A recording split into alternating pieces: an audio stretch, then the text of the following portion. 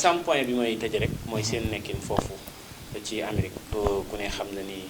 nekk immigré nekkul lu yomb surtout ci côté racisme des fois dafay faral di am ci ñeen nekkal seen nekkin mooy côté américain yeeg yooyu xeet yu mel noonu des fois da nga fay dégg ay doomi sénégalais yu ñuy faat seen bakkan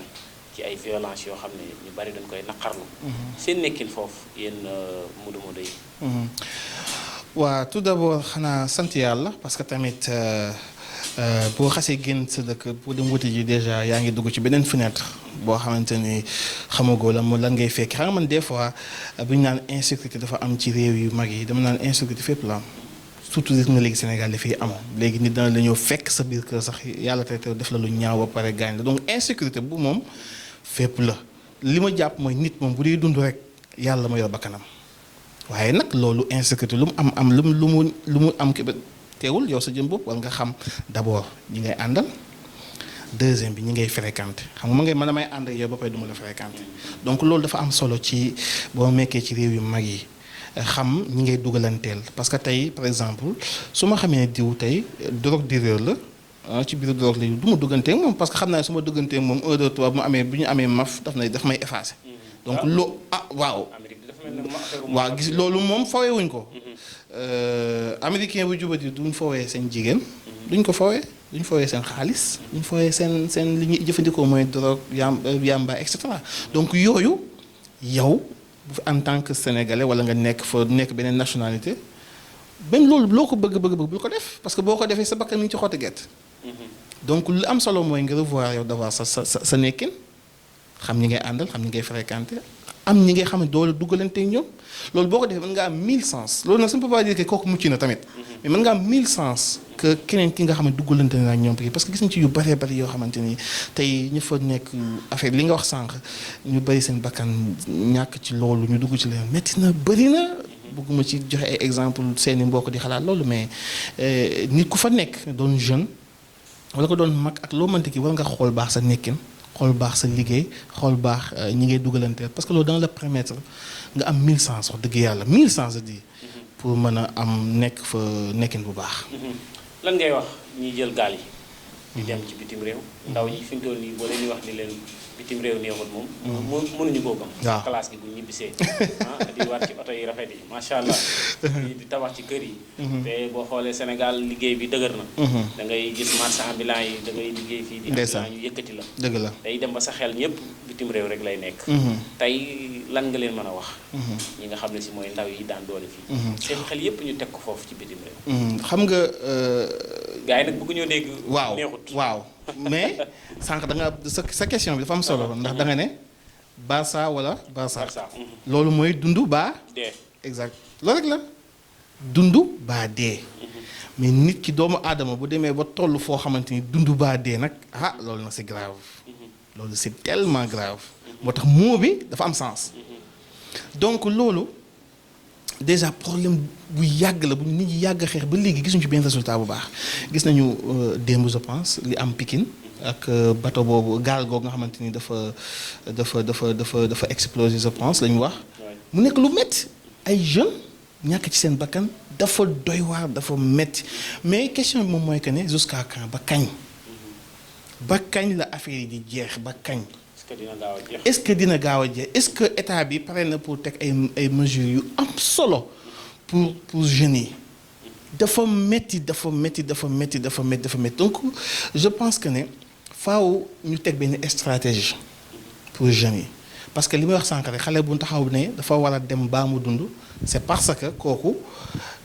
gisatul boppam ci dëkk bi wala boo gisatul boppam ci nekkinam.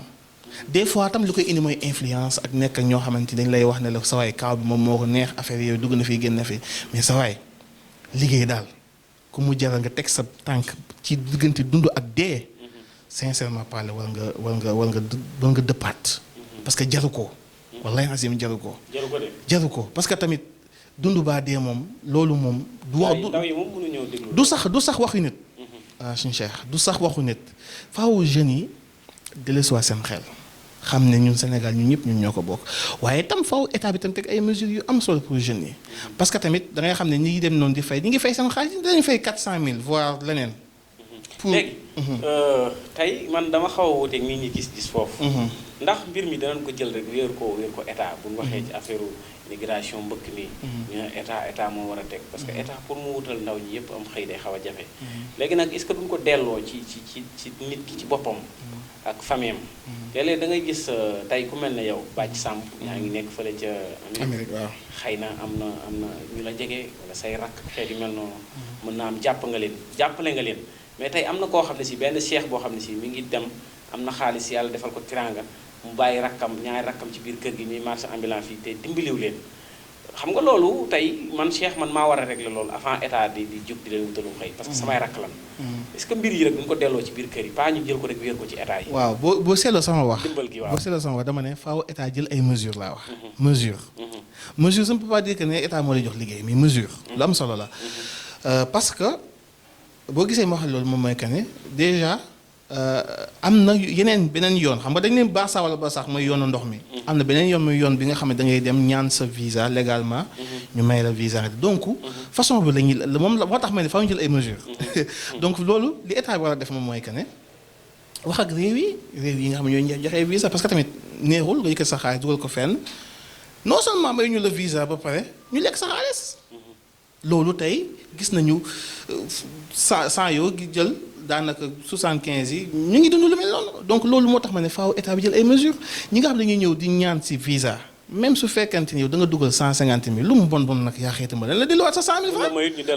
bu la moyut ne la dellu sa benn 100 000 ne la benn 75 000 nga am feneen foo ko dugal mais nag mayu ñu la ba pare nga ñàkk xëyaat dama di wutiwaat loolu sax mën na la yóbbu ci gaal gi moo tax ma ne état bi moo war a am na muy organiser woo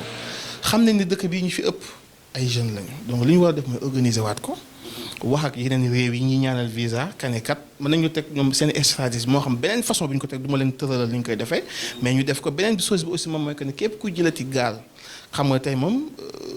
kuñ ci jàpp moom daan bi moom du yomb du oyof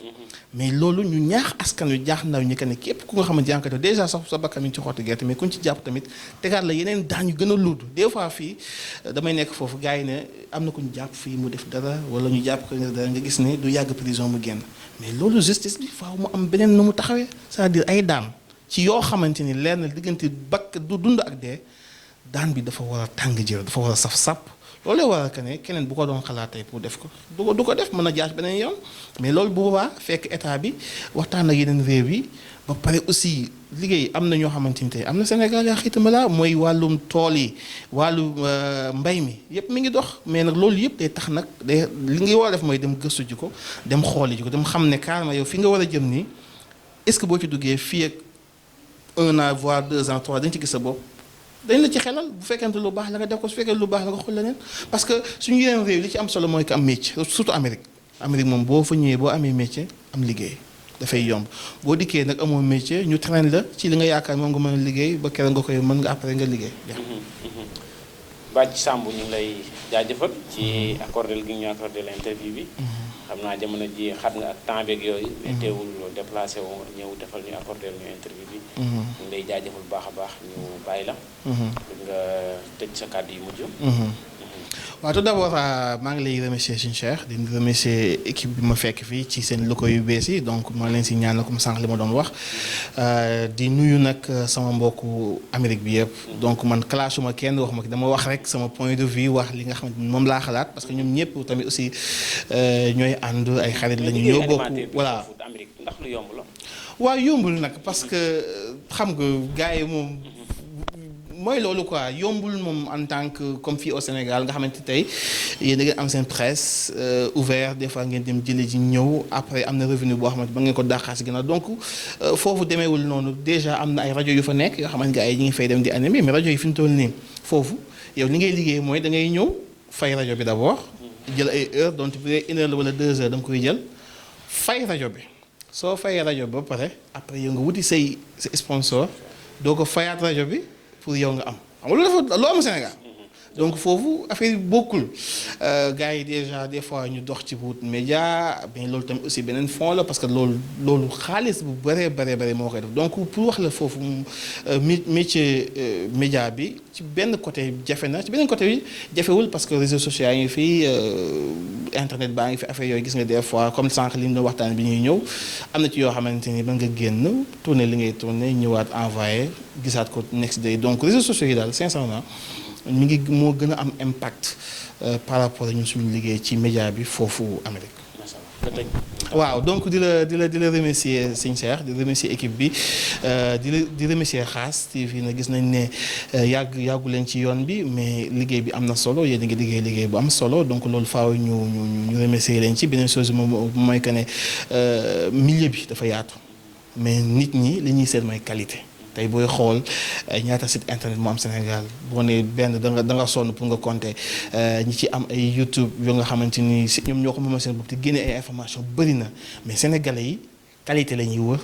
ak li nga xamante ni moom moo leen soxal te yéen a ngi ci voie bi donc maa leen si ñaanal di nuyu bu baax a baax waa Amérique yëpp fàttuma aussi waa Sénégal fii rawatina sama soxna. sama doom ak ñi nga xamante ni ñoom ñoo ma xam di nuyu aussi sëñ Fallou Galas Fallou Samb li nga xamante ni moo tax ñu am rapport Fallou Samb Seydi Adama donc maa ngi koy nuyu bu baax a baax di nuyu ñëpp daal fàttali ñëpp di leen remercier waat encore une fois. jërëjëf. merci bien.